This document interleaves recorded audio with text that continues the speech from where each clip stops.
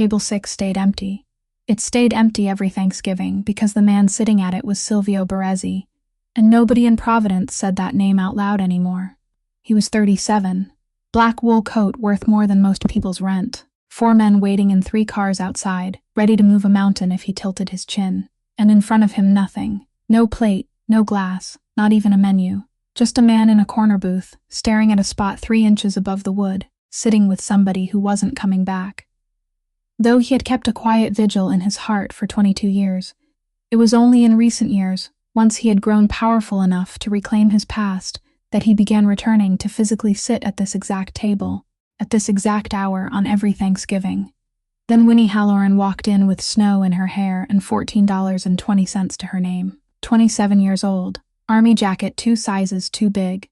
She ordered the cheapest thing on the board, bean soup and bread, $6.75, because at 9 the next morning she had to give a man named Kenny Pruitt an answer she'd been running from for 3 weeks, and a woman ought to eat something first. It was the last meal she could afford. She got 2 spoonfuls in. Then she looked over at table 6, and she saw the one thing nobody else in that room saw, because she'd sat exactly like that herself every night beside a hospital bed. So she picked up her bowl, the last thing she owned, and carried it across the floor, and set it down in front of the most dangerous man in New England. Here's what you need to understand. She didn't know who he was. That's the only reason she's alive. And here's what she didn't know either. What nobody in that room knew, that the spoon she pushed across the table had been waiting 22 years for him to pick it up. But it hadn't been waiting on that table.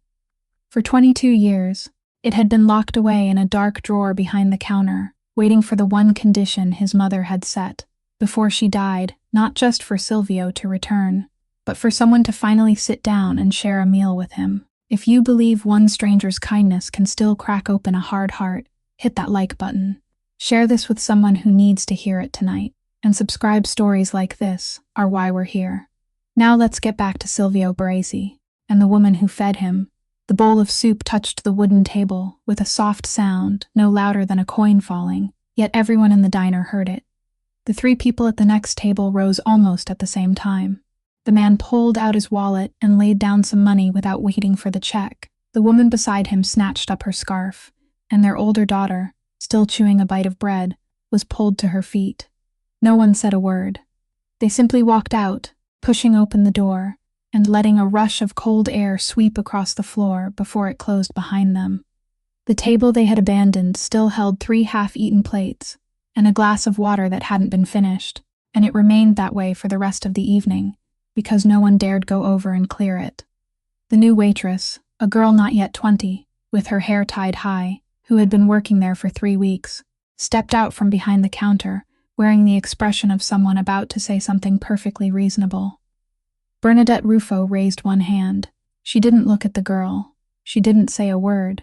She simply lifted her hand with her palm facing downward, the gesture people used to stop a dog from running into the street. The girl froze in the middle of the aisle and didn't understand why she had obeyed. Winnie stood there. She could feel her heart beating in her throat, in her wrists, somewhere behind her ears. Just as she was about to take her first step toward table 6, Bernadette Ruffo watched her with wide, disbelieving eyes. In 22 years, no one had ever dared to cross that floor to share a meal with him. This was the condition. The realization hit Bernadette like a physical blow. With trembling hands, she reached under the counter, unlocked the bottom drawer, and pulled out the old silver spoon, tarnished but heavy, with a faint, elegant crest engraved on the handle. She stepped forward and pressed it into Winnie's palm. "Take this to him," Bernadette whispered, her voice shaking. "It belongs to that table. Use this." Winnie didn't ask why. She simply took the spoon, her heart pounding. She had been afraid many times in her life, afraid in the slow, grinding way of someone who lived under the weight of debt, the kind of fear that made no sound and carried only numbers and due dates. But this was a different kind of fear. This was the kind that told her that if she stepped back now, she would spend the rest of her life stepping back, that some moments came only once in a person's lifetime and never stopped to ask whether that person was ready. So she didn't retreat. The man looked up. It was the first movement he had made in 40 minutes. His head lifted barely an inch, and his eyes met hers, and Winnie understood at once why those 3 people had left. It wasn't because they had recognized him.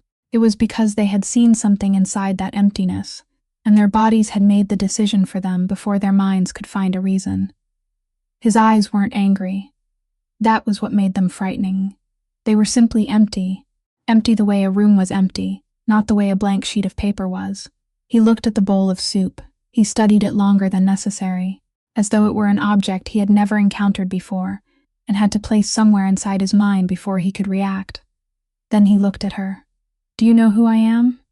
His voice was rough and low, not because he was trying to lower it, but because he hadn't used it all evening.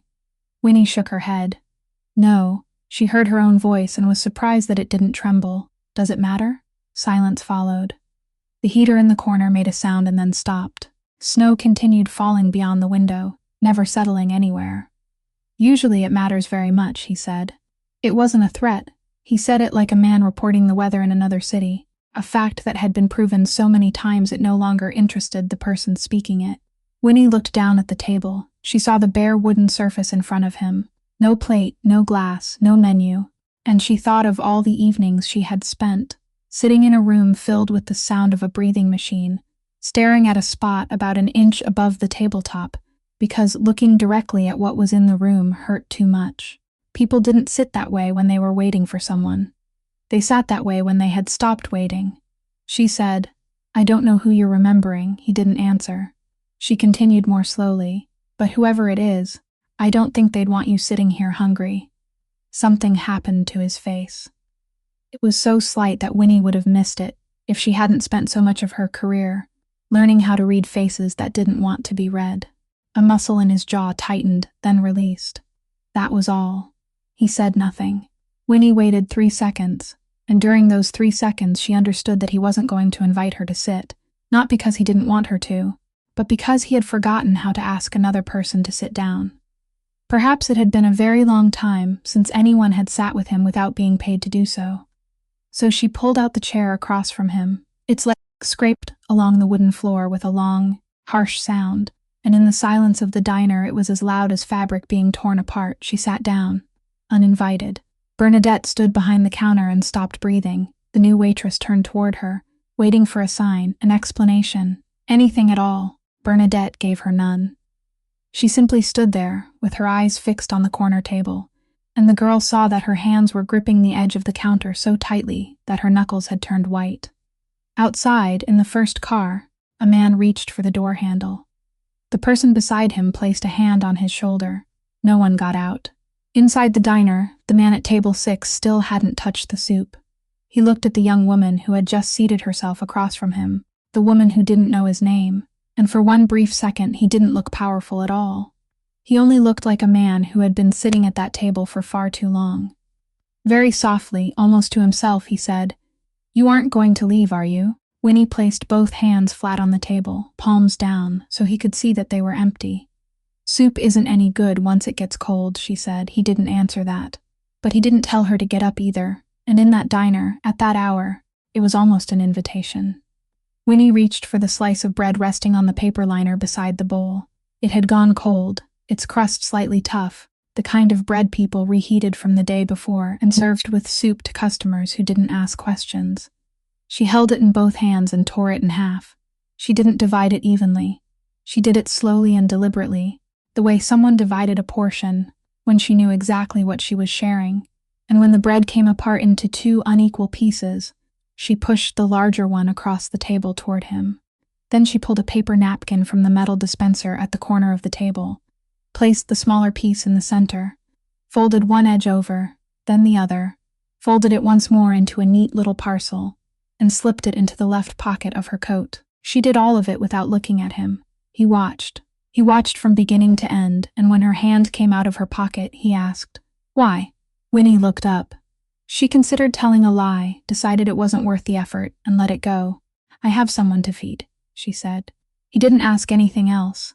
He didn't ask who. He didn't ask where. He didn't ask why someone who had another person to feed was sitting in a diner at nearly 8 o'clock at night with only one bowl of soup on the table. He simply accepted her answer, the way someone accepted a document passed across a counter, and Winnie realized that this was the first time in 14 months that anyone had listened to her say something about her circumstances without requiring her to prove it. He looked down at the bowl. Then he looked at the spoon. It lay at an angle beside the rim, its handle pointing toward him where Winnie had pushed it. It was an old silver spoon, not one of the bright stainless steel spoons used elsewhere in the diner, and not a new one.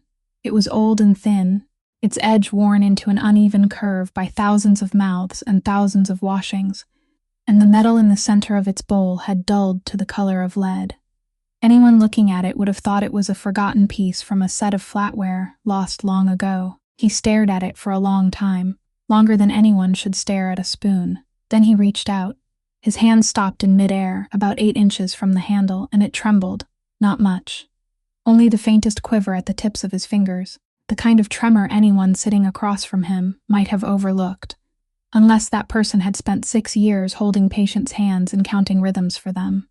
Winnie saw it. She didn't say anything. She didn't ask. She simply sat still and kept both hands flat against the tabletop, motionless, so there would be no other movement in his field of vision. His hand traveled the remaining distance. His fingers closed around the spoon's handle, and as he did, his eyes caught the faint, elegant crest engraved on the tarnished metal. It was his family's crest, a piece of his mother's past he thought had been lost forever. A sudden wave of shock washed over his face, and for 1 second his entire arm went rigid in the way of a man fighting against his own mind and body. He looked from the spoon to the quiet nurse sitting across from him, realizing the gravity of the moment. Then, with a trembling breath, he dipped the spoon into the soup. He took very little, barely enough to fill its shallow bowl, raised it, and ate. Behind the counter, something fell. It didn't shatter. There was only a dull impact, a ladle slipping from someone's hand and striking the side of the sink. The new waitress turned and saw Bernadette Ruffo gripping the edge of the counter with one hand, her whole body leaning slightly forward, like someone who had just missed a step on a staircase. Her face was white, not pale. White, the color of someone whose blood had been drained from her face in 2 seconds. Her mouth hung slightly open, but no sound came out. The girl was about to ask whether she was all right when Bernadette raised her hand for the second time that evening, and this time the hand was trembling too. And the girl backed into the kitchen without understanding any of it. At table 6, the man set the spoon down against the rim of the bowl. He didn't say thank you. He didn't say the soup was good. He didn't say anything for a long while, and Winnie allowed him that long while because she knew some silences weren't meant to be filled. Beyond the window, snow continued falling over Federal Hill and continued melting the moment it touched the sidewalk. Inside, the 3 cars parked along the curb. No one got out, no one started an engine, and no one looked away. At last, he raised his head. His eyes still weren't angry, but they were no longer empty in the way they had been before, and the change was so slight that only 2 people in the building noticed it, and one of them was standing behind the counter, still holding her breath. "Sit with me," he said. Winnie was already sitting, but she understood that he wasn't talking about the chair. They sat that way for a long while, 2 strangers at a corner table, and neither of them asked the other's name. Winnie became aware of it around the 10th minute, and she left it alone. There was a strange comfort in not having to be anyone at all. For 14 months, every time she handed over her papers at some reception counter, the name Winnie Halloran had brought a file with it, and that file said things about her she wasn't allowed to dispute. At this table, she had no file. She had only her 2 hands resting face down on the wood. He pushed the bowl of soup toward the center of the table, not exactly offering it, merely placing it where they could both reach. She picked up the spoon, took a small portion, and ate. It was still warm. "What do you do?" he asked. "I used to be a nurse," she said. "Intensive care. At Mercy General. Night shift." He gave the slightest nod. "Used to. 14 months ago." She let the words remain there. She had practiced saying them this way, flat and clean, with nothing for anyone to take hold of, because every time she said more than that, the person listening would begin searching her face for whatever they believed she was hiding, and they always found it. Because people always found what they had already decided was there.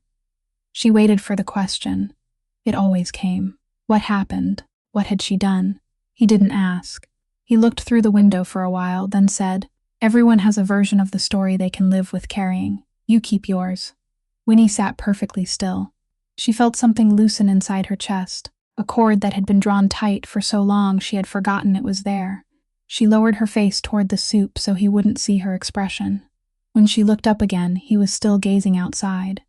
"What about you?" she asked. "What do you do?" The corner of his mouth moved, though it wasn't a smile. "I have everything," he said. Then he fell silent. The heater made another sound. Outside, a bus passed, its yellow light sliding across the diner ceiling before disappearing.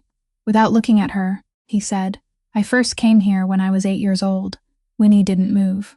"My mother worked nights. She finished one shift on Thursday afternoons, and Thursday was the only day she had 2 hours before the next one. She walked to my school to pick me up, and then we walked here together. It took 20 minutes. I remember because I was always hungry by the 10th minute." He paused. "She ordered one meal, one bowl, one spoon.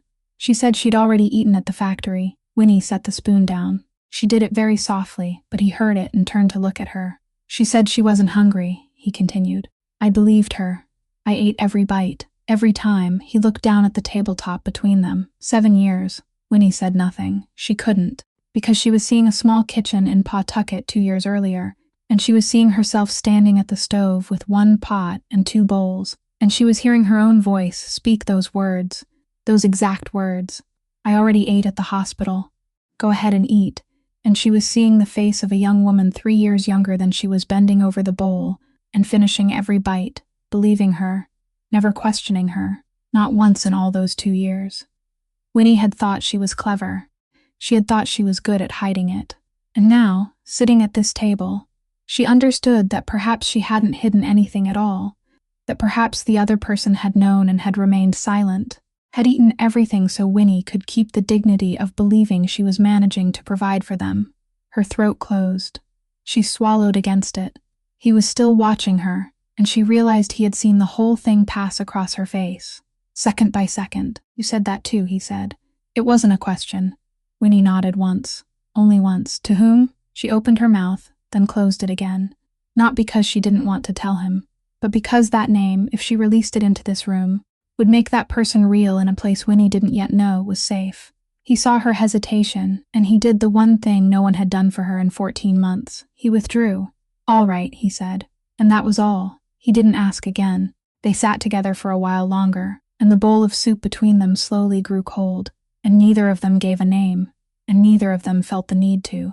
Outside, the snow kept falling and kept melting. Inside the 3 cars, no one moved. Behind the counter, Bernadette Ruffo had lowered herself onto the stool she had never once used during business hours, and she was watching the 2 people at table 6, the way someone watched something she had waited 22 years to see, but had never dared to hope for. He was the one who broke the silence, and he did it by continuing his story as though it had never stopped. "I didn't understand what Mom isn't hungry meant until I was 15, he said. Winnie waited. "By the time I was 15, he said, she had been dead for 3 months. She said nothing. She had learned long ago that when someone had just set down something that heavy, the worst thing a listener could do was rush to pick it up for them. "I was standing in the kitchen," he said. "I was the only one left in the house.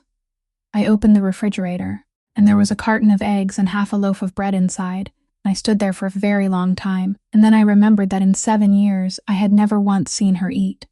Not here, not at home, not anywhere. I was 15 years old, and it took me 3 months after she died to realize that." He spoke the words with such calmness that Winnie had to lower her eyes to her hands. "What happened to her?" she asked. "They said it was an accident," he replied. "A car. At night. The driver didn't stop. There were no witnesses, no license plate, nothing." He paused for a moment. "It happened on Thanksgiving Day, in 2003. Winnie looked up. She saw the bare table in front of him, with no plate, no glass, no menu, and she looked through the window where the snow was still falling, and she understood why this place, why tonight, why he had sat for 40 minutes without ordering anything. "They never found him," he said. "The police closed the case after 4 months. They called it a hit and run with no leads. Someone put it in a drawer somewhere, and that drawer was never opened again." Winnie looked at him. She looked at the hand that had trembled earlier, now resting motionless on the wood. She looked at the expensive coat and the way he sat, the way of a man who knew exactly who was standing in the room behind him, and she said what she saw. "You're still looking." He didn't deny it. He didn't confirm it. He only watched her for a long time, and then he said, slowly, one word at a time, "I've been looking for 22 years. She waited. I've had everything in the world at my disposal to search, he said. That's why I have everything in the world. Winnie remained perfectly still. There was no sound in the diner except the heater and water running somewhere in the kitchen. She thought about what she had just heard, and she understood, not with her mind but with the place beneath her breastbone, that the man sitting across from her had spent his entire life building something enormous, whose only purpose was to open one drawer, and that drawer was still closed. She said nothing. There was nothing to say. He glanced at his wristwatch, the first look he had given it all evening, and stood. Winnie didn't ask where he was going. He fastened the button of his coat, walked to the counter, and placed an envelope on it. He said nothing to Bernadette. Bernadette said nothing to him. She didn't look at the envelope, didn't reach for it, didn't move at all, only stood there until he had turned away. He had taken 3 steps toward the door when he stopped. He turned his head. "Which table is yours?" he asked. It took Winnie a second to understand. "Table 11, she said. He looked toward the small table beside the window, where the paper liner and the plate she had left earlier were still waiting. "From now on, that's your table," he said. Then he opened the door and walked out into the snow, and the 3 cars started almost at the same time, and within 15 seconds the street was empty again. Winnie remained at table 6 for a while longer. Then she stood, picked up the old silver spoon, carried it to the counter, and set it down, and Bernadette Ruffo stared at it as though it were an object that had fallen from the sky. Winnie returned to table 11 to collect her scarf. She lifted the plate because it was in the way. Beneath it was money, not a single bill. Loose cash, 3 $5 bills, 4 $1 bills, and beside them, arranged in a small neat stack, 2 dimes. Winnie stood there with the plate in her hands. She counted it. Then she counted it again, $14.20. She hadn't said a single word to him about money. She hadn't opened her wallet in front of him. She had paid at the counter with her back turned toward table 6, before he had even looked up for the first time. But Bernadette had watched. Standing at the register, she had noted the exact count of Winnie's last remaining cash, and with a subtle, knowing nod, she had let Silvio know as he walked past the counter. He had returned the exact amount down to the last cent, leaving it under the plate without giving her the chance to refuse. The next morning was clear and colder than the night before, the dry November cold that remained after the snow had stopped. And only the wind was left behind. The supermarket parking lot on Route 2 was almost empty at 7:15, with only a few delivery trucks near the rear entrance and a scattering of cars parked in the far corner. The corner the security guards never visited and never asked about. The 2003 Corolla was parked there with its nose facing the fence, the driver's side window filmed with condensation from within. The black Escalade pulled silently into the space beside it, and for 1 full minute, nothing happened. Then the door opened, and Gustav Meyer stepped out. He was 45 years old, tall, with closely cropped hair, wearing a gray wool coat and leather gloves, and he carried himself like a man who had learned long ago that if he stood still long enough, people would eventually tell him what he needed to know.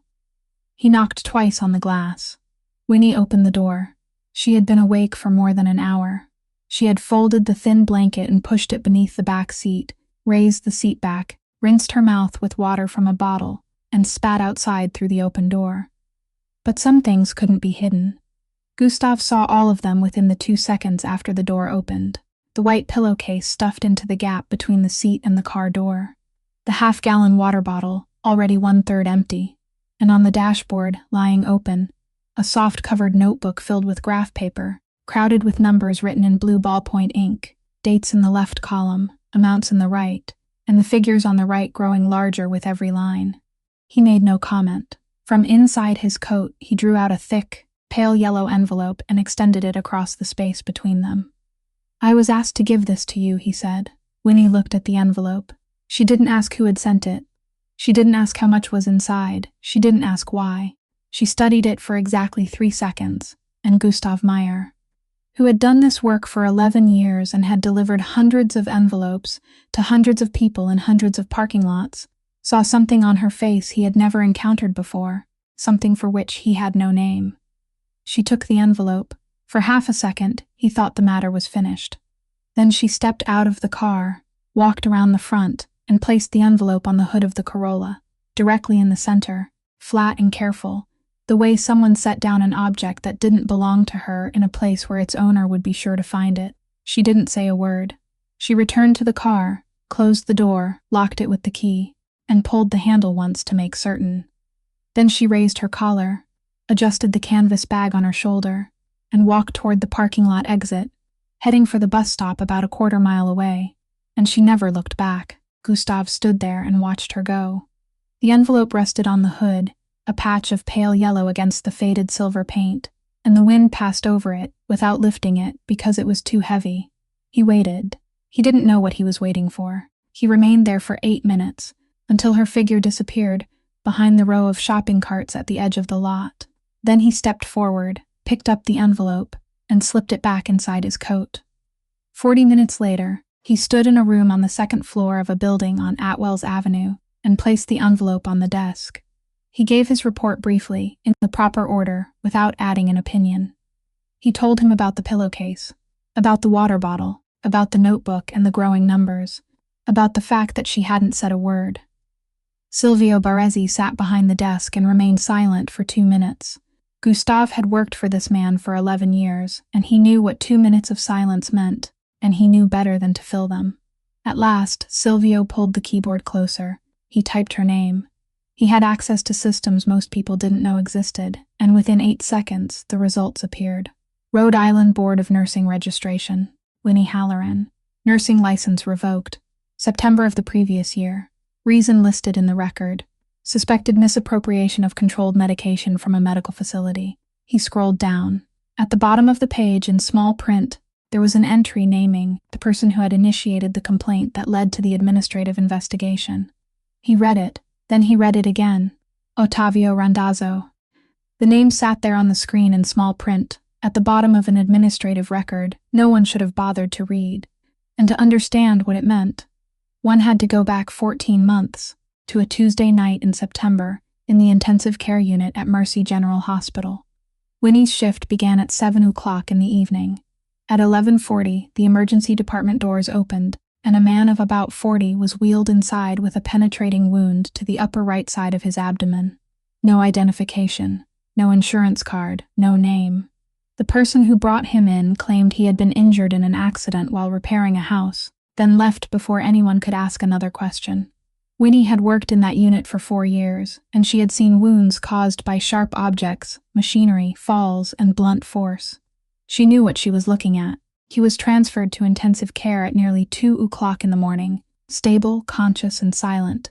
In the hallway, seated on 2 plastic chairs across from the door to his room, were 2 men. They weren't family. They didn't question the doctors. They didn't leave to get coffee. They simply sat there, 2 men who never spoke to each other, their faces turned toward the door, and they remained that way for 4 hours.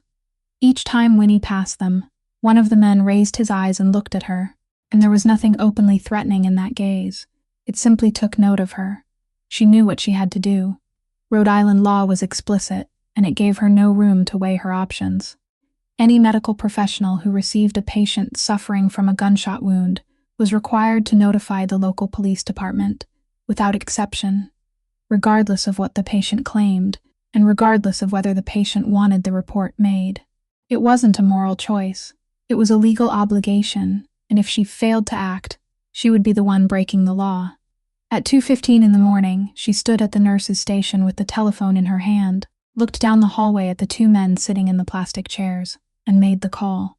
It lasted 4 minutes. She gave the hospital's name, the room number, and a description of the wound, and she gave her own name because the form required the identity of the person making the report. When she put down the receiver, she felt relieved. She had done the right thing.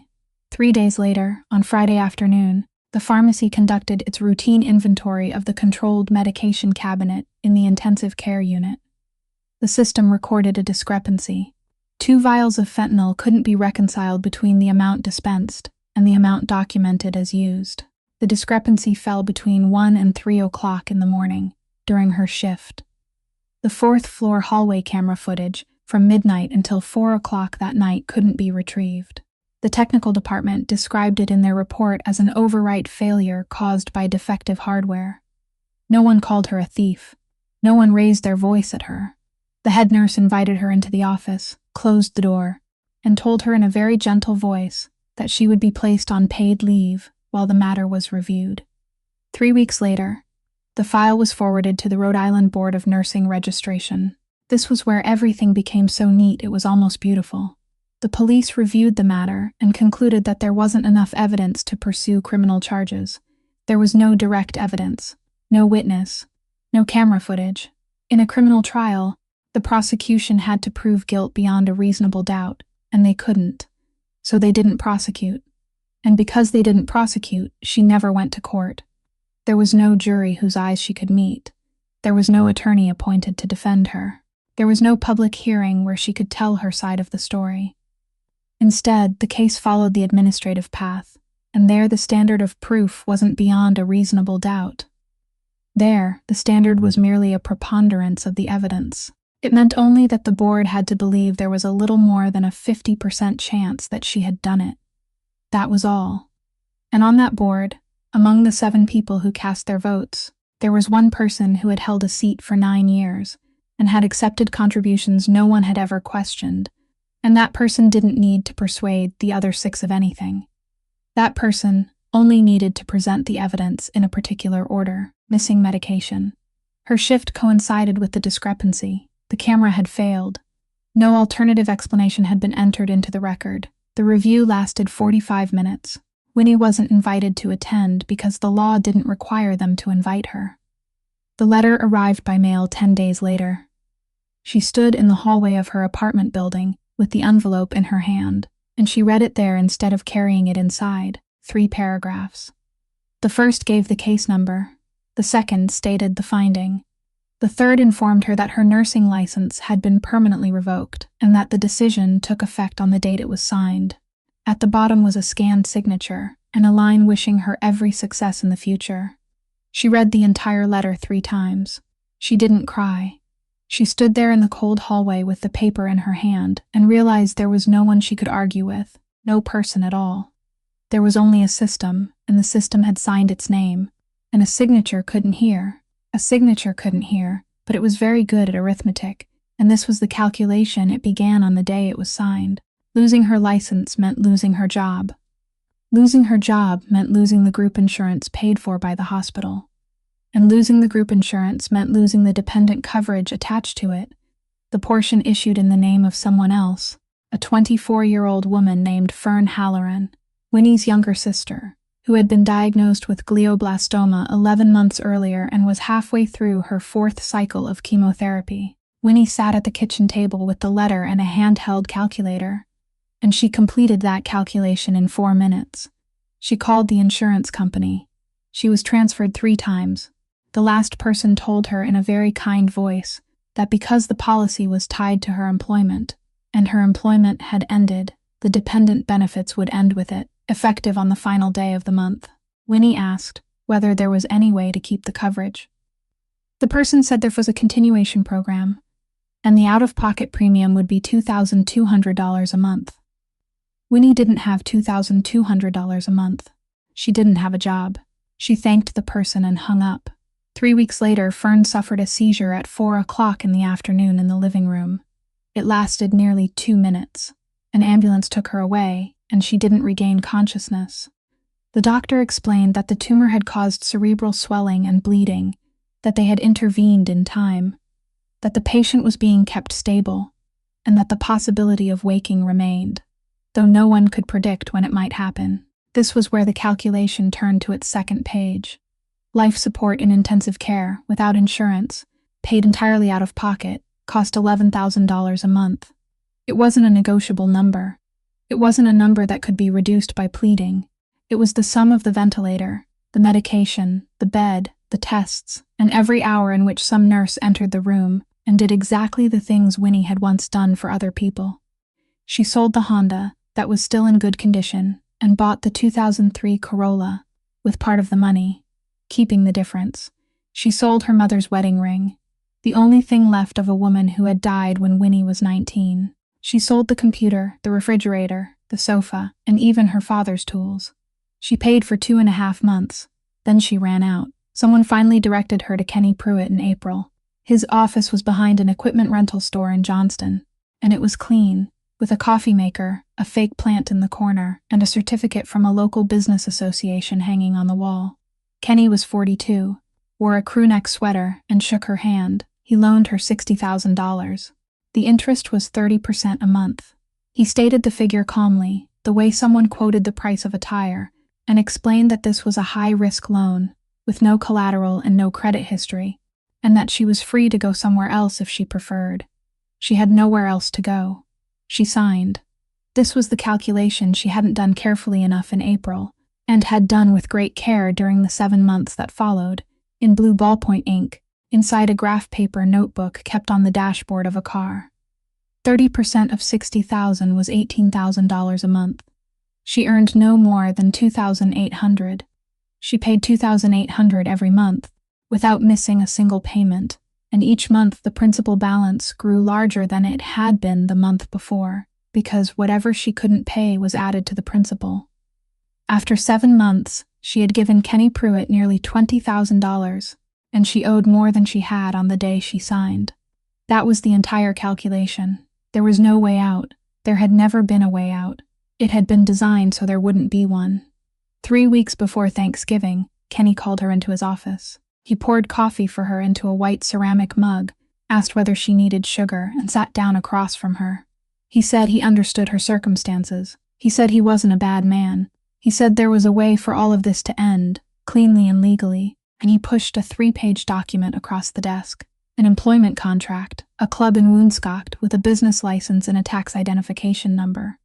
The position listed on the page was hostess. The term was 3 years. All income would be transferred directly toward the outstanding debt, and after 36 months the debt would be erased completely. He said all of it in a mild voice, never raising it once, never making a threat, and he didn't tell her what the work actually was, because he knew she already understood, and because leaving it unspoken was what made it impossible to dispute. He told her he needed an answer before 9 o'clock Friday morning. Then he stood, opened the door for her, and wished her a pleasant afternoon. For the next 3 weeks, Winnie didn't sleep more than 4 hours a night, and on Thursday evening, the night before the deadline, she drove to Federal Hill, walked into a diner, and ordered the least expensive thing on the board, $6.75. Because she had already calculated everything, and because a person who was about to sign something like that deserved to eat 1 meal of her own first. She arrived at the hospital at 7:40 on Friday morning, after walking from the bus stop and taking 2 buses, and Dr. Delia Sotomayor was waiting for her in the 4th-floor hallway, with a file tucked beneath one arm. She was 38 years old, wore her hair tied low, and had a habit of looking directly into another person's eyes when delivering difficult news, a habit Winnie knew had been trained rather than born into her, because Winnie herself had once had to learn it. The 2 women stood at the corner of the hallway beside a window. Delia didn't waste time. She said the insurance had stopped paying the previous month, and the self-pay balance was 43 days overdue. She said the hospital's finance department had sent 3 notices. She said she had delayed the decision as long as she possibly could, had written 2 requests for special consideration, and both had been denied. Then she spoke the sentence she had been preparing since the night before, after Monday. "We'll be required to transfer her to palliative care." Winnie didn't ask what that meant. She knew the phrase. She had used it with patients' families more times than she wanted to remember, and she knew that behind its gentle name was a very simple decision. Stop trying to save someone and begin trying to make the ending hurt less. She stood there and felt the hallway tilt slightly beneath her. "Is there any way?" she asked, and she hated the sound of her own voice as she said it. Delia looked at her. "If the outstanding balance is paid and there's a commitment to cover the coming months, we'll continue active treatment," she said. "I don't have the authority to decide anything beyond that." "I'm sorry. I'm truly sorry." Winnie nodded. She thanked her. She meant it because she knew Delia wasn't the signature. She was only the person forced to read it aloud. Then Winnie took the stairs down 4 floors, walked out to the parking lot, opened the Corolla, and sat behind the wheel. She remained there for 40 minutes. She didn't start the engine. She didn't turn on the heat. The windows slowly fogged with her breath. She looked out across the parking lot, where other people were coming and going, carrying flowers, carrying paper bags, pushing wheelchairs, living through their Friday mornings. On the dashboard, the graph paper notebook was still open to the final page, and the numbers written in blue ballpoint ink were still there, and not one of those numbers could save anyone. She thought about the night before. She thought about a corner table, a bowl of soup, and a man who hadn't asked what she had done wrong. She thought about the $14.20 arranged in a small stack beneath the plate, and how she had picked up the money and stood there for a long time, and how it hadn't changed anything, because $14.20 wasn't $11,000 a month, and kindness wasn't a payment system. At 8:52, she took out her phone. She found the number. She called. It rang twice. Kenny Pruitt answered and said her name in the pleasant voice of a man who had just finished his second cup of coffee. Winnie stared straight through the windshield. "I agree," she said. There was a brief silence on the other end, not surprise, only the silence of a man nodding to himself. He said he was glad she had thought it through carefully. He said he would have the paperwork delivered that afternoon. 3 copies. She was to sign 2 and keep 1. He said the debt would be frozen once the contract took effect, and the hospital would receive a commitment of payment within 48 hours. He asked whether she needed him to send someone to pick her up. She said no. He wished her a pleasant day and hung up. Winnie placed the phone on the seat beside her and sat motionless. Nearly 2.5 miles away, on the second floor of a building on Atwells Avenue, Silvio Baresi was opening another file. It had taken him 4 hours to obtain it, and it hadn't come from the hospital. It had come from somewhere else, from a man who still owed him a favor. It was the emergency intake record from the night of September 9th the previous year, Mercy General Emergency Department. Male patient, penetrating wound to the upper right abdomen, admitted at 11:40 at night. On the identification line, where only the word unidentified had appeared that night, there was now a name, confirmed later through a reimbursement claim that the patient himself had submitted 3 months afterward. Kenneth Pruitt. Silvio sat very still. He opened the next page. There was a note from the nurse on duty about 2 men who had waited in the hallway for 4 hours, weren't family, and refused to provide information. The nurse had recorded their descriptions according to procedure. He read those descriptions twice, and he knew both men. He knew who they worked for. They didn't work for him. And sitting in that room with 3 open files spread before him, Silvio Baresi finally saw the entire picture, and it was so simple it was almost laughable. A night shift nurse had picked up the telephone because the law required her to do so. She had spoken her name into the form because the form required it. She had followed every step correctly without making a single mistake, and because the name entered on that form pointed toward his own organization. Someone had spent 14 months dismantling her life piece by piece, legally, neatly, without ever laying a finger on her. Ottavio Randazzo arrived close to noon, and he came as he always did, without haste, removing his coat outside the door, folding it over one arm, and knocking twice on the doorframe even though the door was already open. He was 64 years old, with silver hair combed straight back, and he carried himself like a man who had been sitting in rooms like this since before Silvio had learned to walk. He lowered himself into the chair across from the desk without waiting to be invited, because he had been managing the family's affairs and keeping watch over this office since the boy's father was alive. Silvio turned the screen toward him. Otto looked at it. He read the name on the nursing board record, read the line identifying the person who had initiated the complaint, and his expression didn't change. He didn't pretend to be surprised. He didn't ask why Silvio had looked into it.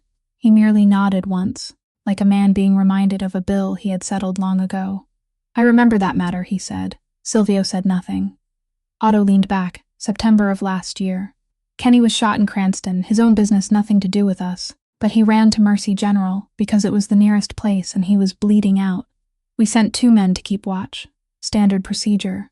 You know how it works. He rested one hand over the other. Then a night shift nurse picked up the telephone and put our name into a police report. She didn't put anyone's name into anything, Silvio said. She reported a gunshot wound. The law required it. The law required it, Otto repeated. He didn't say it sarcastically. He said it as an obvious fact they both understood, and only one of them considered important. And that report sat in the system. It had a case number. It had a date and time. It had the hospital's name and the patient's identity. And 3 months later, it had the name Kenneth Pruitt, when that idiot filed his own reimbursement claim. Do you know what grows out of a report like that? A thread. And someone pulls the thread. He gave the slightest shrug. I cut the thread. How did you cut it? Otto looked at him. By making the only witness unreliable, he said. If anyone pulled that file tomorrow, they would see that the person who made the report was a nurse whose license had been revoked for misappropriating controlled medication. Her word has no value anywhere anymore. No court would hear her. No grand juries would call her. He paused. I handled it as cleanly as possible. No one touched her. No one threatened her. No one died. He raised one hand, palm upward. She only lost a license. Silvio sat perfectly still. You destroyed a person, he said, because she did the right thing. I protected 14 families, Otto replied, and for the first time there was something warmer in his voice, not anger, but the heat of a man speaking about something he truly believed. What did you expect me to do? Leave that thread where it was. Wait 2 years for some young prosecutor to start putting the pieces together, and when they were finished, it wouldn't be one license lost. It would be 20 people in prison, and one of those 20 would be sitting where you're sitting now. He leaned forward. I considered every option. The one I chose caused the least pain. That's my job. That's the job I've done for you since your mother died. The sentence came too quickly. It slipped from his mouth too smoothly, landed too perfectly, like something that had been waiting there for years to be used at moments like this. Silvio heard it, and he felt something unpleasant move across the back of his neck, but he didn't know what it was, and he pushed it aside. Erase her debt, he said. Otto blinked. What? Principal and interest. Today, Kenny holds that paper, not us. Kenny does business in this state because I allow him to, Silvio said. Erase it. Second, her nursing license will be reviewed again. I want the case reopened, and I want the original ruling overturned. Third, the hospital bills for her family member at Mercy General, I'll pay them. Pay everything overdue and pay 22 months in advance. Otto didn't move for 3 seconds. Then he said slowly, Son, I need you to listen to me for 1 minute. He placed both hands on his thighs. This will get out. It always gets out. And tomorrow, every man who owes money in Rhode Island will know that Mr. Berezzi forgave a $60,000 debt because the woman sat down and shared a meal with him. Do you understand what will happen? They'll think all they have to do is cry and they'll be forgiven. Silvio looked at him. No, he said. They'll think I pay my debts. Otto remained silent. He studied the man behind the desk, the man he had watched over since the age of 15, and something passed through his eyes that Silvio couldn't read and didn't try to. Then Otto stood, draped his coat over one arm, and said in a completely ordinary voice that he would set everything in motion that afternoon. He walked out. He closed the door very softly behind him, and in the hallway, after he had gone 10 steps and was certain no one could see his face, Ottavio Randazzo stopped, stood still for a moment, then took out his phone and called a number in Boston. Gustav Meyer found her at 4 o'clock that afternoon in the 4th-floor hallway of Mercy General. And this time he wasn't carrying an envelope. He handed her a blue folder. Winnie looked at him and didn't take it. You should read it, he said. Then decide whatever you need to decide. She took it. She opened it right there beside the hallway window and read the first page. It was a signed and dated confirmation from Kenneth Pruitt, stating that the entire outstanding principal and all accrued interest had been paid in full by a third party, and that the borrower no longer had any remaining obligation. She turned the page. It was a petition to reopen the administrative case before the Rhode Island Board of Nursing Registration, received and stamped with that day's date. She turned another page. A confirmation from the hospital's finance department. The entire overdue balance had been paid. The next 22 months had been paid in advance. Fern Halloran would continue receiving active treatment with no changes to her care plan. Her hands began to tremble. It was an emotion. Her body simply couldn't process the distance between that morning and that afternoon.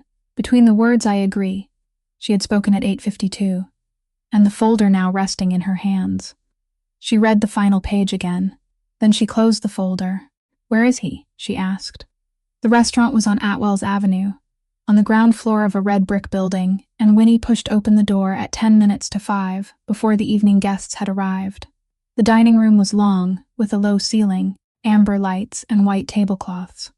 At the far end, 3 tables had been pushed together, and 8 men were sitting there eating and talking, and when the door opened, every one of them looked up. Then every one of them stood. They stood because never in their lives had they seen a woman walk straight into this place at this hour, and their minds had only one explanation for it, that she had to be someone very important. Winnie wore an army coat, 2 sizes too large for her. She walked between them without looking at anyone. Silvio sat alone at the last table with a cup of coffee in front of him. He watched her approach, and he didn't stand. She placed the folder on the table in front of him, hard enough for it to make a sound. "Did you buy me?" she asked. Silvio looked at the folder. "Sit down," he said. No, she remained standing. "Answer me." He looked up. "I paid a debt," he said. "I didn't buy you. Then what is this?" she asked. "I gave you a bowl of soup. $6.75. That was everything I had, and I gave it to you because you looked lonely. Not because I knew who you were. Not because I wanted anything. Not because I had calculated some advantage." Her voice didn't rise, but it grew firmer. "And now you've placed $60,000 on the other side of the scale. Do you know what you've just done? You turned it into a transaction. You turned that bowl of soup into my initial investment, and you took away the only thing I had left." She paused. "It was a gift. It was the only thing I had given freely in 14 months without anyone demanding that I account for it. You just took it away from me." Silvio Baresi sat motionless. None of the 8 men standing at the other end of the room had ever witnessed anything like this, because for the first time in his life that man had no answer. He opened his mouth, but nothing came out. He closed it again and looked down at his hands. The silence lasted long enough to become uncomfortable. Then he said, "You're right." Winnie didn't move. "I didn't pay for the soup," he said. "The soup is yours. It's still yours. I don't have enough money to buy it, and I'm not going to try." He pushed the folder toward her. "I paid for the reason you lost your license." She frowned. "Sit down," he said. "You need to be sitting when you hear this." She sat, and he told her everything. He told her about the night of September 9th, about the man with the penetrating wound to his abdomen, about the name Kenneth Pruitt. A name she hadn't known that night. He told her about the 2 men who had sat in the plastic chairs outside the room for 4 hours and who they worked for. He told her about the telephone call she had made. At 2:15 in the morning, the call the law had required her to make, and how the name she had spoken into that report had become a thread leading toward this organization. And he told her how they had cut that thread, not with violence, with a file, with 2 vials of medication disappearing during her shift, with a broken camera, with 7 people casting votes during a 45-minute review in a room she hadn't even been invited to enter. Winnie listened to all of it. She didn't interrupt him once. When he finished, she sat perfectly still, looked down at the white tablecloth, and said, "Do you know how many times I asked myself what I had done wrong?" He didn't answer. 14 months, she said, every night. I went back through every shift. I wondered whether I had entered one line incorrectly, whether I had left the cabinet unlocked, whether I had been so tired that I did something I couldn't remember. I started believing that maybe I really had done it. She looked up. "Do you understand what that does to a person?" "You did the right thing," Silvio said. "Every step. You didn't make a single mistake." He looked at her. "That was exactly what you did wrong." In my world, Winnie remained there for a long time. She looked at the folder. She thought about the words "I agree" she had spoken that morning, and about how he would never know she had said them. Then she pulled the folder toward herself. "I'll accept it," she said, "but not for nothing. I'll work to repay you. Whatever you paid, I'll work off every dollar. I don't care how long it takes." Silvio watched her for a moment. "All right," he said. She called Kenny Pruitt from the restaurant parking lot before she could change her mind. She told him briefly that the debt had been paid, that she was holding a signed release bearing his own signature, and that the agreement from that morning was no longer valid. There was a pause. Then he laughed. Not loudly, just a breath through his nose, the sound of a man who found the situation amusing. "You already agreed, sweetheart," he said. Winnie stood still. "I haven't signed anything. You said I agree at 8:52 this morning," he replied. "I recorded that call on my personal line. In this state, it only takes one of us to consent to make a recording legal." His voice remained pleasant. "And I already transferred your position. Yesterday afternoon. Someone paid me a deposit, Winnie. They gave me their money and I took it, and now you're calling to tell me the deal is off. You understand the position that puts me in." "The debt has been erased," she said. "The loan has been erased," he corrected. "That's between me and whoever paid it. The employment contract is something else." That was a separate transaction. She hung up. He came to the hospital at 7 o'clock the following evening. He didn't go up to the 4th floor. He waited in the lobby, sitting in the upholstered chair beside the vending machine, wearing his crewneck sweater and holding a paper cup of coffee. When Winnie walked past, he stood and called her name, and his voice was so friendly that the two people waiting for the elevator turned and smiled. He didn't approach her. He didn't lower his voice. He stood about 6.5 feet away and spoke in the ordinary tone of someone asking after another person's health. He said he understood that she was in a difficult position. He said he wasn't a bad man. Then he said he knew someone in the hospital's billing department, someone he had known for 8 years, and that person could see everything in the system and could change everything in the system too. He said payment records were fragile things. All it took was one incorrect entry. One insurance code entered the wrong way, and when the system said payment hadn't been received, the hospital had no choice but to follow procedure, regardless of whether the money had already reached their account in the real world, because hospitals operated according to systems, not promises. He said correcting an error like that took an average of 6 weeks. He said all of it and took a sip of coffee. Then he said he would send the paperwork on Monday, wished her a good night, and walked toward the doors. He never once mentioned Fern's name. He didn't need to. Winnie stood in the hospital lobby for nearly a minute. Then she took out her phone and looked through her contacts, and she stopped at the name she knew she should call, and she didn't call it. She called another number. Gustav Meyer answered after one ring. She told him what had happened briefly, adding nothing and asking for nothing. When she finished, he remained silent for 4 seconds. Then he asked a single question. Where had Kenny said those things? She told him it had been in the lobby beside the vending machine, where there were cameras. He thanked her and hung up. She didn't call Silvio. She had thought about it all the way back to her car and had decided that there were some things she couldn't ask him to do, because the debt she had just promised to repay through her labor would grow by another layer, and she couldn't bear for it to grow any larger. She didn't know that choice would have consequences. On Saturday morning, Gustav Meyer drove to Johnston alone. He parked in front of the equipment rental store, walked around the back, and entered the office with the coffee maker and the artificial plant in the corner. He remained inside for 40 minutes. No one knew what was said during those 40 minutes. There was no recording. There were no witnesses. The only thing that remained from that morning was the final scene, and it was entirely ordinary. Kenny Pruitt sat at his own desk beneath the certificate from the local business association hanging on the wall, and he wrote. He wrote slowly in ballpoint pen, drafting a written release confirming that the employment agreement from Friday didn't exist, had never taken effect, bound neither party, and that the deposit had been returned to the third party from his personal account. He signed his name. His hand didn't tremble. He wrote his signature as neatly as he always did. His face wasn't swollen. His sweater wasn't wrinkled. There was nothing on him to suggest anything had happened during the previous 40 minutes, because nothing had happened at all. Gustav Meyer stood beside the desk, with both hands clasped in front of his stomach, and throughout the entire meeting, he spoke only one sentence. He had said it during the 2nd minute, then remained silent for the remaining 38. The sentence was this. Mr. Berezzi doesn't know I'm here. He'll know on Monday. What do you want sitting on his desk when he finds out? Kenny Pruitt pushed the paper across the desk. Gustav picked it up, read it once, folded it in half, and slipped it into the inside pocket of his coat. He nodded, thanked him, and left. Kenny remained sitting in his office beneath the certificate, with the artificial plant and the coffee maker, and the coffee in the pot was still hot. 3 weeks later, the equipment rental store in Johnston displayed a sign announcing that the business was for sale. No one saw Kenny Pruitt in Rhode Island again, and no one went looking for him. He came to pick her up on Sunday afternoon and didn't tell her where they were going. The car headed north, leaving the city behind, then turned onto a narrow road lined on both sides with bare maple trees.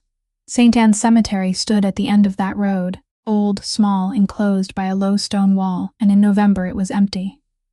Silvio parked, got out, and began walking, and Winnie followed. He stopped at the 4th row from the entrance. The headstone was gray, its carved letters worn along the edges, Rosalia Berezzi. Beneath the name were 2 dates, and Winnie looked at the second one and stopped. She calculated it in her head and realized that the date had fallen on the final Thursday of November in 2003. Thanksgiving Day, she said. Yes, he replied. He didn't look at her. He looked at the headstone. She died at 10:15 that night. I know the exact time because I was sitting in the kitchen, and someone knocked on the door at 11:15. They stood there for a while. The wind moved through the rows of graves and carried nothing with it. Then he returned to the car, opened the trunk, and took out a stack of papers inside a clear plastic cover. The edges had yellowed. He held it in both hands the way someone held an object they had handled far too many times.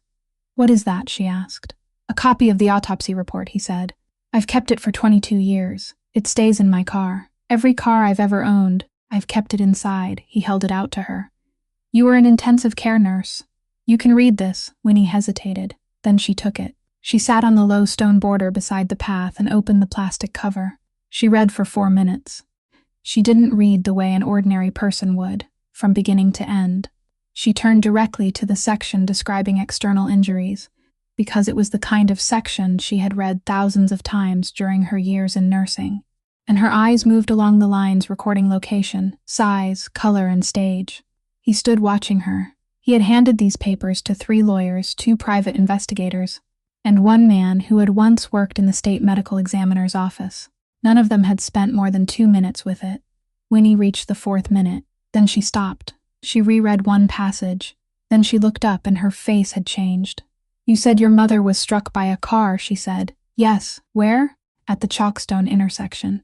They found her in the roadway. Winnie looked back down at the page. Then why does this say there were 3 oval bruises on the inside of her left forearm? He didn't understand. What do the bruises matter? 3 of them, she said, nearly the same size, about 3/4 of an inch in diameter, arranged in a horizontal row, and spaced evenly apart. She raised her eyes to his. Silvio, a car doesn't leave marks like that. A vehicle impact causes larger bruising, irregular in shape, on the outer side of the limb, where the first contact happens. It doesn't leave 3 round marks in a line on the inside of the forearm. He remained standing there.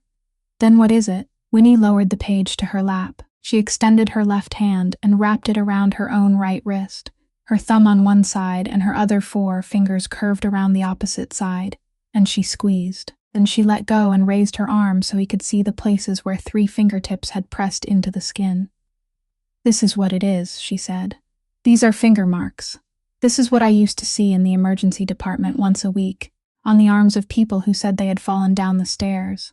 Her voice was very quiet. A person doesn't get struck by a car on the inside of the forearm in the shape of a hand. Someone was holding her. Silvio Baresi said nothing. He stood in the middle of St. Anne's Cemetery in the November wind and remained silent for so long that Winnie began to worry. He didn't ask whether she was certain. He didn't argue. He didn't take out his phone. He only stood there looking at the gray headstone, while something inside his mind began collapsing very slowly, 1 level at a time. 22 years. He had given 22 years. He had climbed from a 15-year-old boy sitting alone in an empty kitchen into a man whose name the entire city was afraid to speak. And he had done it for one reason alone: to have enough money, enough people, enough power to open a drawer the police had closed after 4 months. He had paid lawyers. He had paid investigators. He had paid a man who had once worked in the state medical examiner's office, and that man had sat in Silvio's room, read these very pages, and told him there was nothing unusual. He had paid every one of them. And not one of them, not one forensic doctor, not one investigator, not one person within his own organization, had ever told him what a woman sleeping in her car in a supermarket parking lot had seen in 4 minutes. He stood there and understood why. It wasn't because they hadn't noticed. Those 3 bruises had been sitting on the page for 22 years, clearly printed, measured, and described. Anyone with 6 months of medical training would have recognized them. They hadn't failed to see them. They had been paid not to see them, and the person paying them wasn't him. He was waiting for her in the hospital parking lot on Monday morning, leaning against a gray sedan between 2 rows of cars with his hands in his coat pockets, and he called her name before she could open her own car door. Miss Halloran. Wyatt Lindquist, Federal Bureau of Investigation. He was a seasoned agent, clean-shaven, wearing a gray suit beneath his coat, and he held out his identification at a distance close enough for her to read and far enough that she wouldn't feel cornered. Winnie stood still. "Can I have 10 minutes of your time?" he asked. "I'm going to work." "You aren't going to work," he said without mockery. "You're visiting your sister. You arrive at 7:40 every morning and stay for an hour." He drew an envelope from inside his coat and removed 3 photographs.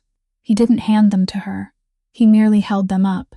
The first showed her walking out of the restaurant on Wells Avenue, with the blue folder tucked beneath her arm. The second showed the black Escalade, parked beside the Corolla in the supermarket parking lot. The third showed her and Silvio Baresi standing together at St. Anne's Cemetery on Sunday afternoon the day before. "I know about the hospital payments, too," Lindquist said. $11,000 a month, 43 days overdue, paid in one lump sum on Friday afternoon by a limited liability company registered in Delaware, formed last year, with no employees and no business activity except transferring money, plus 22 months paid in advance. He put the photographs back into the envelope. "You're accepting money from a criminal organization, Miss Halloran. Federal law has a name for that." "It isn't called good fortune," Winnie said nothing. "I'm not here to frighten you," he said. "I'm here because I've read your case file, and I believe you. I believe you didn't take those 2 vials. I believe you called the police because the law required you to. And I know what happened to you afterward." He paused. "But what I believe has no legal value. The money trail does, and that money is flowing into the hospital account under your sister's name." He looked directly into her eyes. "Fern will wake up, if she wakes up at all, and you'll be in prison." Winnie felt the blood drain from her face, but she didn't move. "What do you want?" "A recording device," Lindquist said. "You wear it whenever you're inside that restaurant. You don't have to do anything. You don't have to ask questions. You don't have to pretend. You only have to be present in the places where you're already present." He listed the terms quickly, like a man who had delivered the same offer many times. In exchange, complete immunity from prosecution in writing. Witness protection if you choose it. And your sister will be transferred to a federal medical facility, with all expenses covered by the government, dependent on no one except us. No one can take that away. No one can change a line in the billing system and make you lose it. Winnie stood there for a long time. She thought about 6 weeks. She thought about someone in the billing department. She thought about how he had just offered her the exact thing she had been ready to sell 3 years of her life to obtain only 3 days earlier. "No," she said. Lindquist didn't look surprised. He nodded slowly, as though she had merely confirmed something he had already suspected. "All right," he said. Then he took out a thin file, and this time he handed it to her. "Before you make your final decision, read this." She didn't take it. "It isn't about Baresi," he said. "It's about Ottavio Randazzo." She took it. She opened it right there between the 2 rows of cars. The first page was a timeline spanning 20 years, each point marked with a date. The second page was a list of assets, restaurants, stores, warehouses, land, and beside each one was the name of a new owner. And every one of those names led back to the same organization in Boston. The third page was a diagram of money transfers. "We've been watching him for 22 years, Lindquist said. "He isn't a loyal right hand. He's the man selling Baresi territory to Boston piece by piece, one small portion at a time, so slowly that no one notices. 3% a year. After 22 years, what do you have? Over 60% gone. You have an empire where one man's name is on the sign, while another man's name is on the paperwork." He looked at her, and to do that for 22 years, he needed one thing. "Your phone call that night didn't just report a wound. It threatened to expose Kenny's secret ledgers of Otto's illicit deals with Boston. To keep his decades of betrayal quiet, Otto had to destroy your credibility entirely. He needed the man in charge to stay occupied. He needed a boss who would spend his entire life chasing a ghost, pouring money into lawyers, investigators, and forensic doctors. A man who would never sit down and open the books because, in his mind, the books were only tools for reaching something else. Winnie closed the file. Her hands were cold. Lindquist opened his car door, then stopped with one foot already inside. "Miss Halloran," he said, "let me ask you something. Have you ever wondered why he chose to destroy you?" She didn't answer. "You were a night shift nurse with no assets, carrying your sister's medical bills," he said. "Buying your silence would have been much cheaper, much faster, much safer. But he didn't buy you. He destroyed you." He tapped 2 fingers against the roof of the car. "Because bribery leaves a trail of money. Destruction doesn't."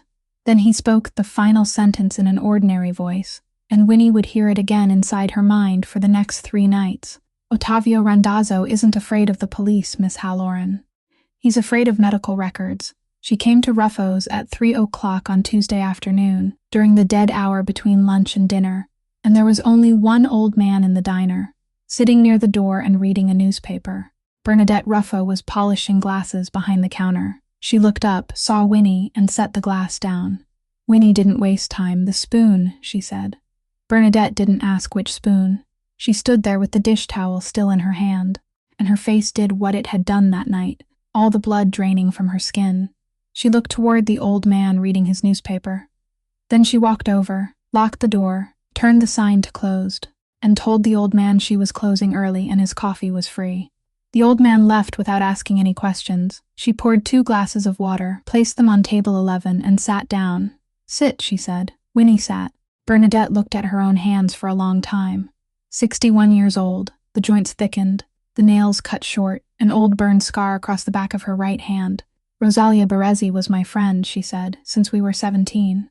We worked the same shift at the Pawtucket textile mill. She ran one machine, I ran another, and we ate lunch sitting on wooden crates in the yard. She took a sip of water, but she didn't stay at the machine long. She was good with numbers. Frighteningly good. She could look at a column of figures and see the mistake immediately, without needing a pen. Winnie waited. Her husband ran everything in this neighborhood, Bernadette said. "You know what I'm talking about. Don't make me say it more clearly." She placed both hands on the table, and Rosalia kept his books. Not a few pages. All of them. Everything that came in, everything that went out, 20 years of it. She did it at her kitchen table after the boy had gone to sleep. The whole city thought she worked nights at the mill. She let them believe it. That was the safest way. Winnie sat very still. Then, in the summer of 2003, Bernadette said she found something wrong. She stopped and looked through the window. There was a young man coming up, 42 years old, smart, smooth with words, and her husband liked him very much, promoted him faster than all the others. Ottavio Randazzo, she spoke the name slowly, one syllable at a time, as though she hadn't allowed herself to say it aloud for 22 years and now had to learn it again. He was taking money. Not much. A little at a time, hidden in places only the person keeping the books would notice. But that wasn't the worst of it. The worst was that he was selling information. To people in Boston, she looked at Winnie. It took Rosalia 3 weeks to reconstruct everything. She wrote it all by hand. She didn't trust computers. Winnie asked very softly, "What did she do with it?" "She told me she was going to give it to her husband and," Bernadette said. She said she wasn't going to the police, because going to the police meant her husband would go to prison, and her son would grow up without a father. She said she would let her husband handle the matter inside the family. She fell silent. She told me that on a Monday afternoon, Winnie waited. 3 days later, she was dead, Bernadette said. There was no sound in the diner. The refrigerator behind the counter made a noise and then went quiet. "She came here that night," Bernadette said. "Thanksgiving. I was open because I always opened that day, for people who had nowhere else to go. She came in close to 9 o'clock, alone. She sat at table 6. Winnie stopped breathing. She ordered a bowl of soup, and she finished every drop," Bernadette said, and her voice broke slightly on the final word. "Do you understand?" She finished it. I had known her for 40 years, and I had never seen her finish anything. I stood behind the counter and watched her eat that whole bowl of soup, and I didn't understand any of it. She wiped her eyes with the back of her hand, quickly, almost angrily. Then she called me over, and she gave me something, and she gave me one instruction. Winnie leaned forward. "What did she tell you?" Bernadette didn't answer. She sat there, and the silence stretched on for too long, and Winnie realized she wasn't withholding the words. She was unable to speak them. "I had 22 years to say it," Bernadette finally said. Her voice was low. "Do you understand that? 22 years. I had the boy's phone number. He gave it to me when he was 20 and told me to call if I ever needed anything. I had his address. I even knew the building where he lived." She looked directly at Winnie. "And every November, once a year, he sat at that table, about 13 feet away from me. 13 feet. I could have walked over and said 3 sentences, and it would have been done." She placed both hands flat on the tabletop, and they were trembling. I didn't speak. For 22 years, I stood behind that counter and watched him sit there alone.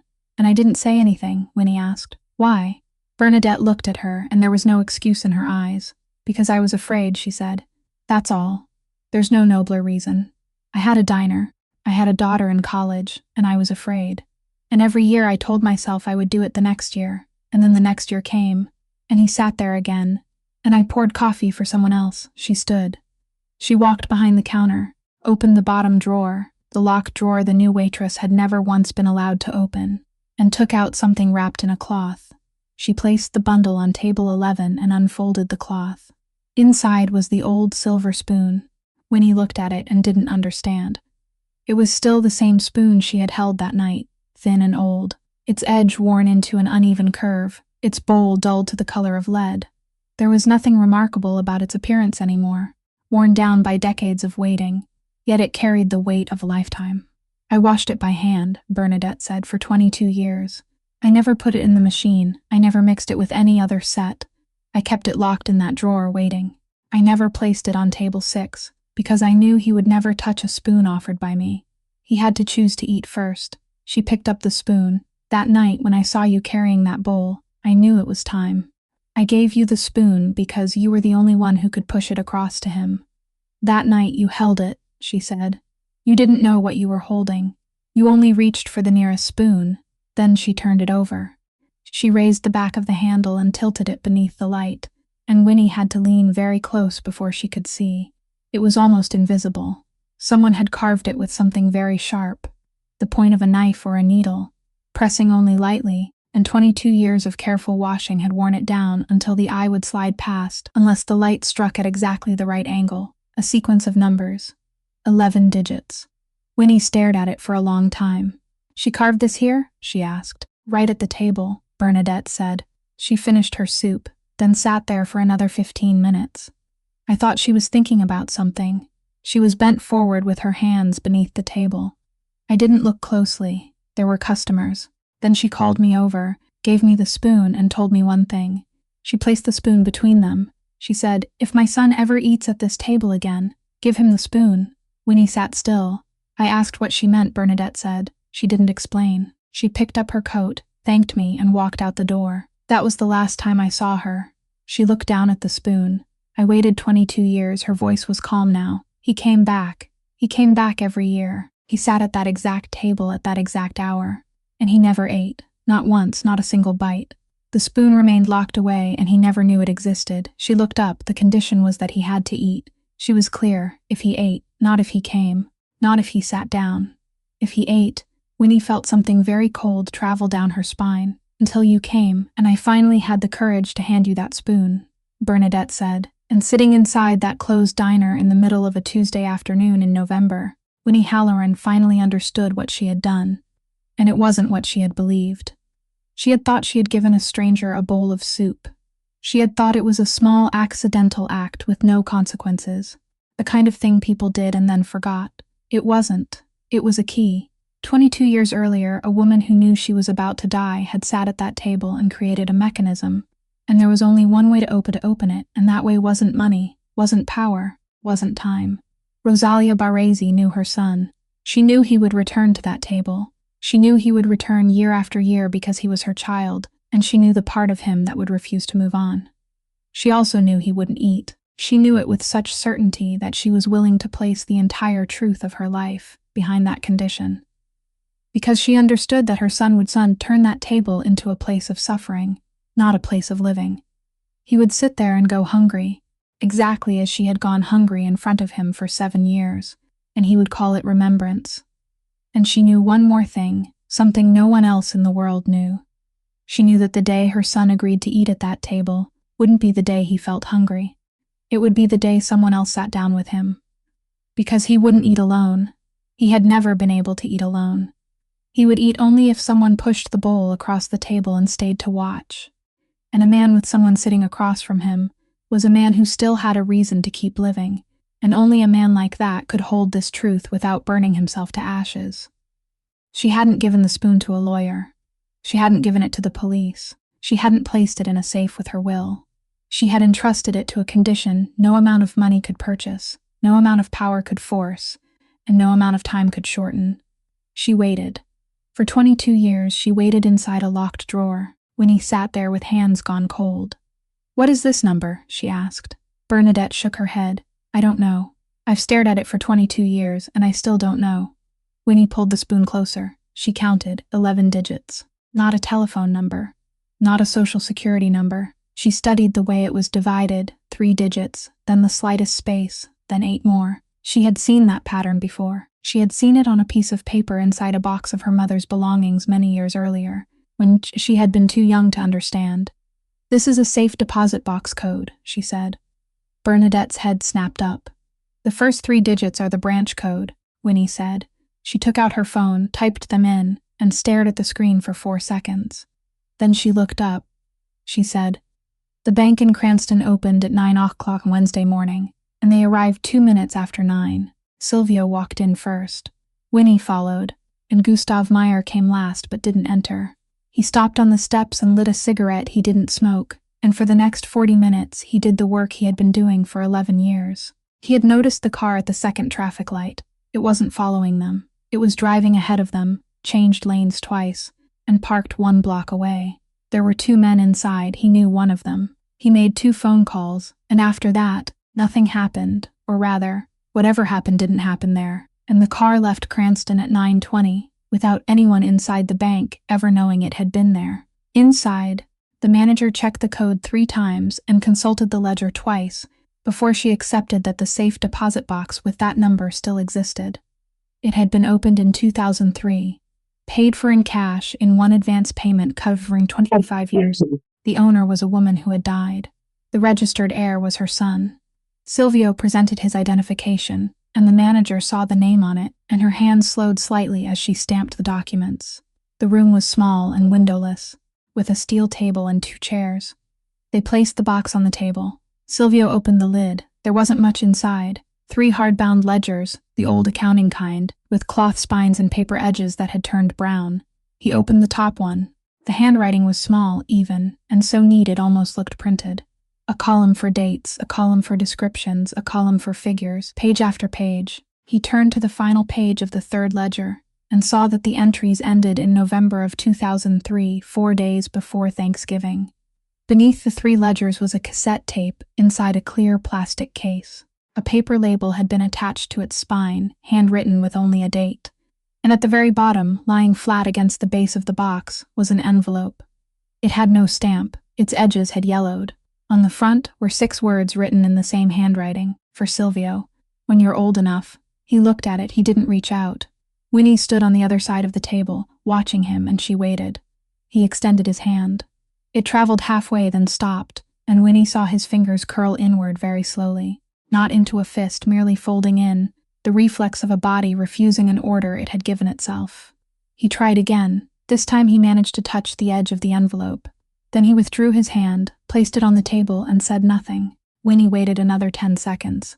Then she said, "Let me." He didn't nod. He didn't shake his head. He only looked down at the steel tabletop. She picked up the envelope. She opened it with her thumb, slowly, without tearing it, and inside was a sheet of paper folded into thirds.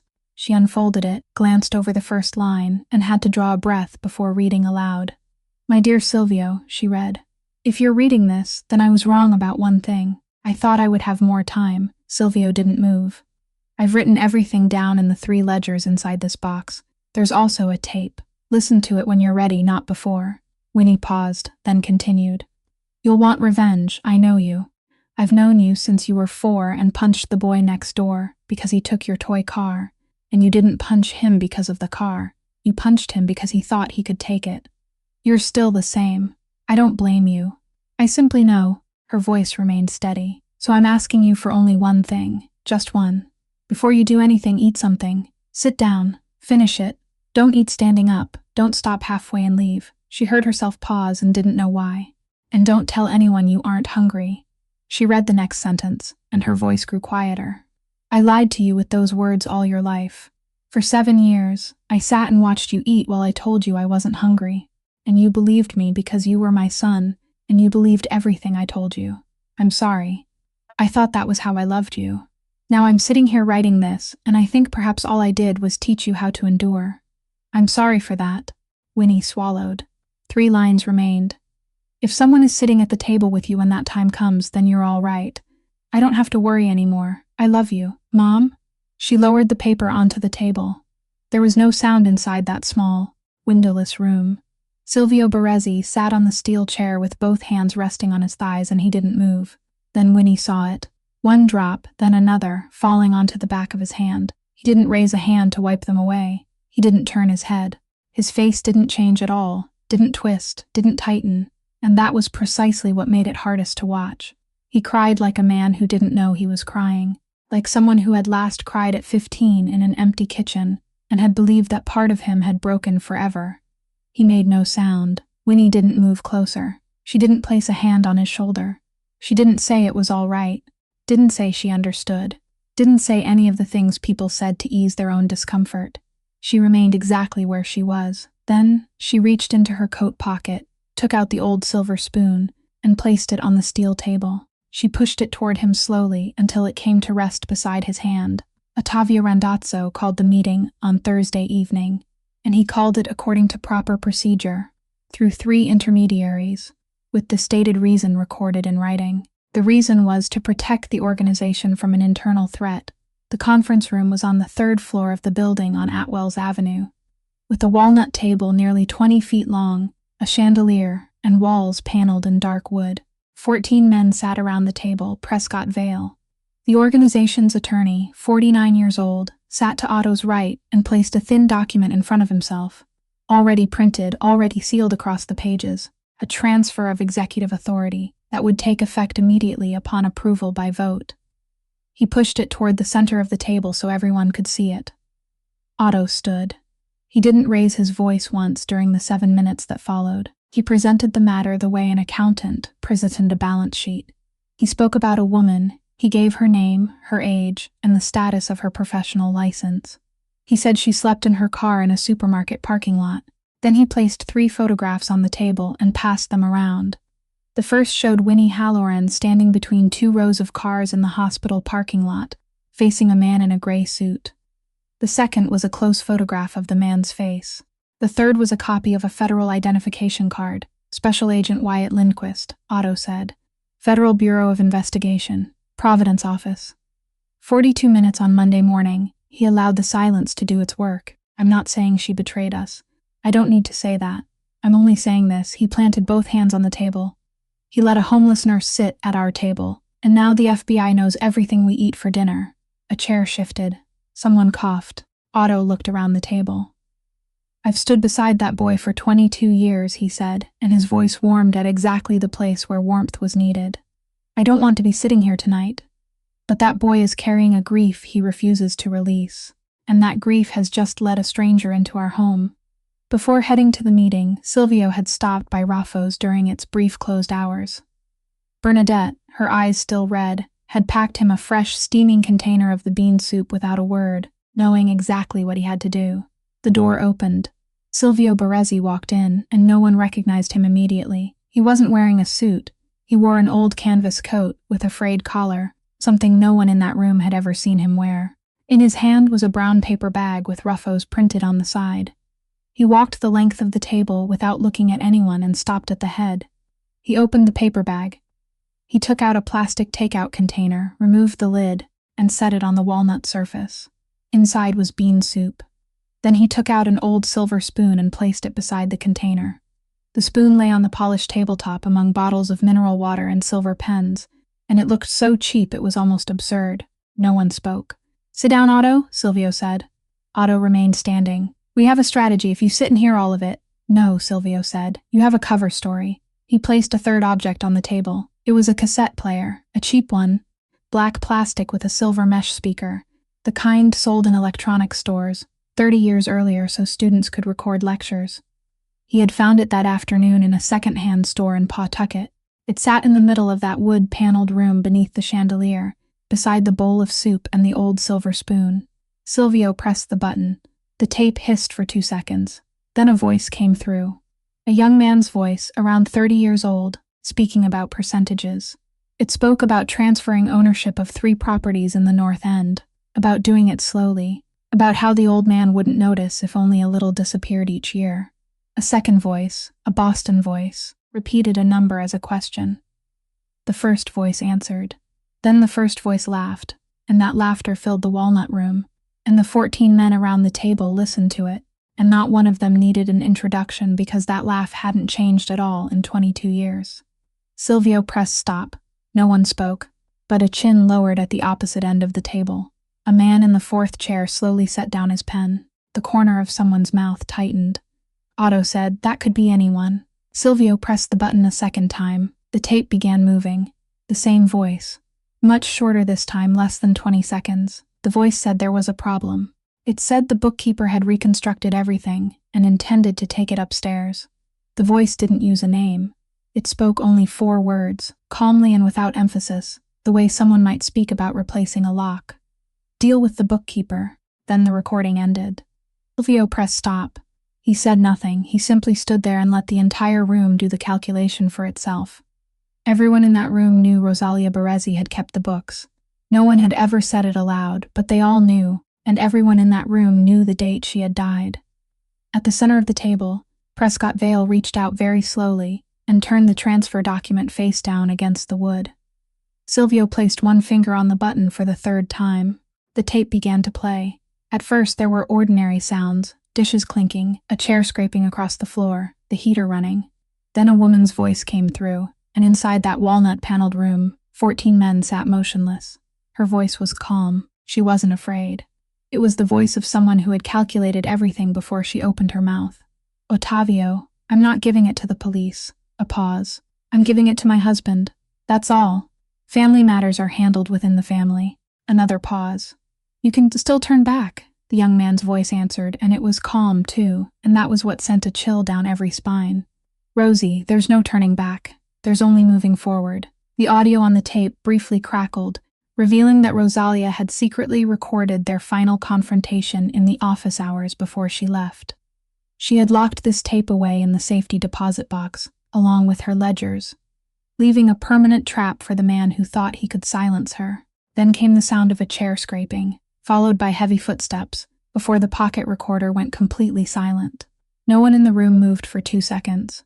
Then the entire room rose at once, 14 men, their chairs thrust backward together, with a sound like an explosion.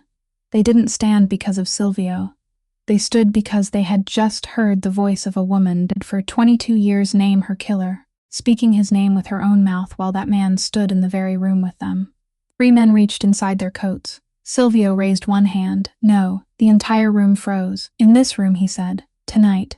No one touches him." Gustav Meyer stood at the far end of the room, and he was the only man who dared ask. "Why?" Silvio looked down at the table, where a plastic container of cold bean soup sat beside an old silver spoon. "Because my mother asked me to eat before I did anything," he said, "and I ate." He turned toward Otto. Ottavio Randazzo was still standing in the same place with his arms hanging at his sides, and he said nothing. There was nothing to say. He had spent 22 years preparing for every possibility except this one, because this wasn't an attack. It was a 90-minute strip of plastic tape that a woman had set recording before she opened the door for him. "You gave me 22 years, Silvio said." His voice was perfectly even. "You gave me an entire life built around one purpose, finding you. Everything I have, everything I've done, everyone I've walked over, all of it was meant to open a drawer that you were the one who closed." He looked directly into the old man's eyes. "If I kill you tonight, you win. You end exactly the way you wanted. I become you." He picked up the old silver spoon and slipped it into his coat pocket. Then he walked toward the door. At the threshold, he stopped and said without turning around, "No one leaves this room." He descended the stairs alone. He opened the glass door on the ground floor and stepped onto the sidewalk of Atwell's Avenue. Red and blue lights swept across the fronts of the buildings.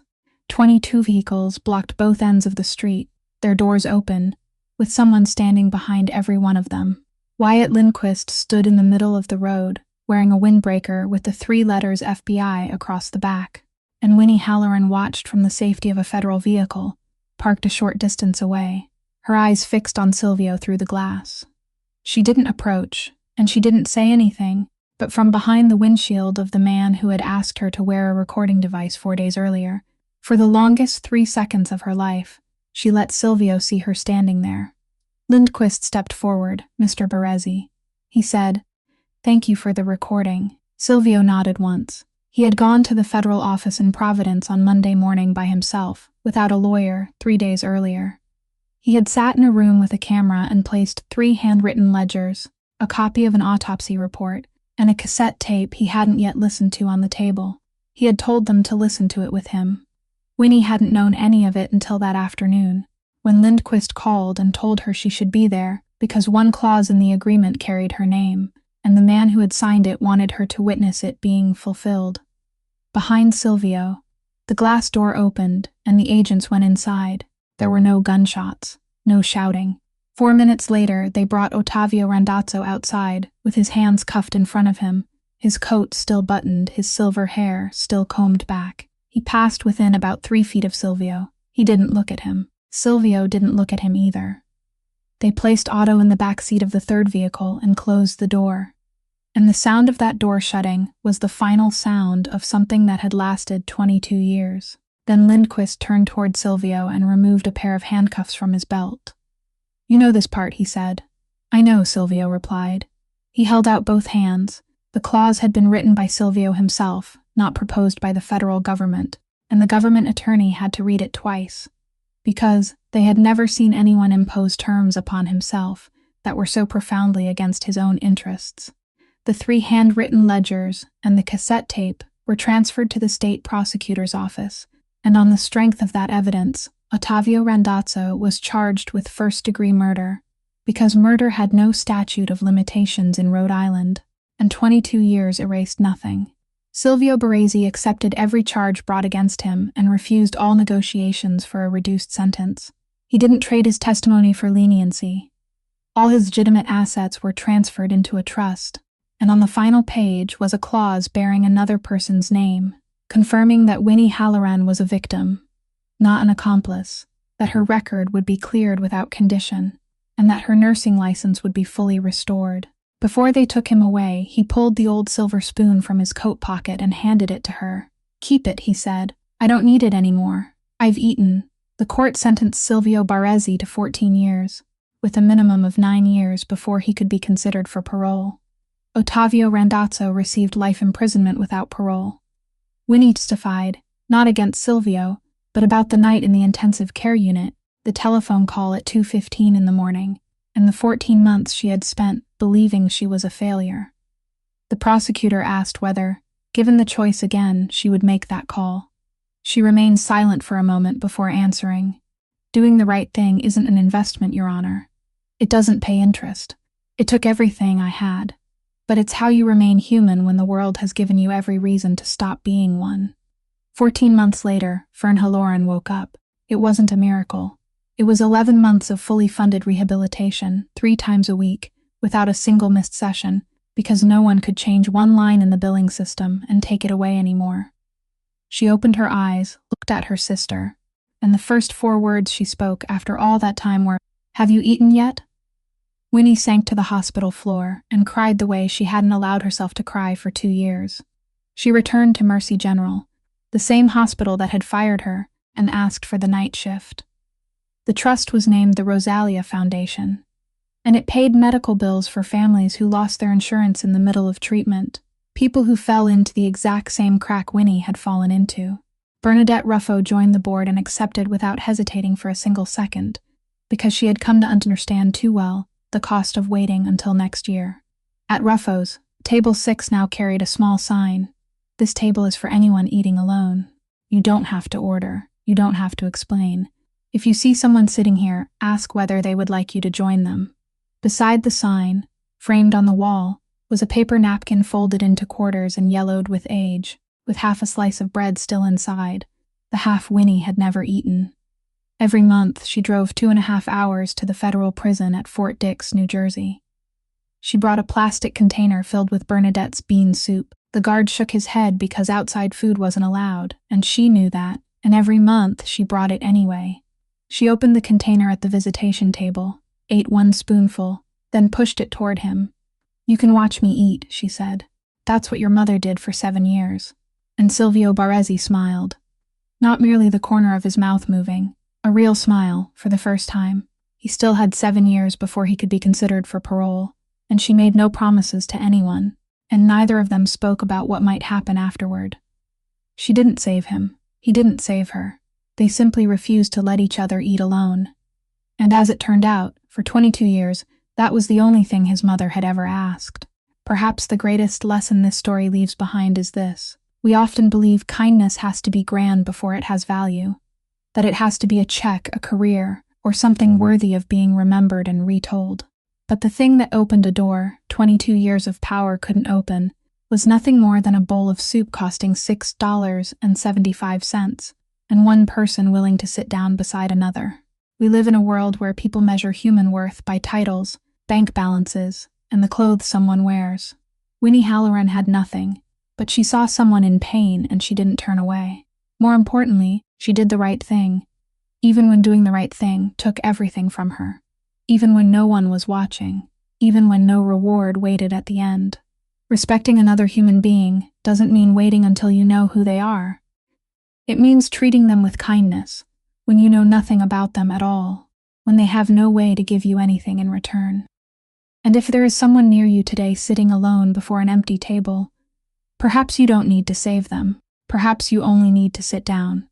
If this story touched you, please press the like button, share it with someone you believe needs to hear it, and subscribe to our channel for more compelling stories every day. How did this story make you feel? And do you recognize any part of it in your own life? Has someone ever sat down beside you when you needed it most? Or have you ever walked past someone when perhaps you should have stopped? Leave a comment below. We truly want to hear what lies deep within your heart. We wish everyone watching this video excellent health, joy in every day of life, and an abundance of peace. Goodbye for now, and we'll see you again in the next video.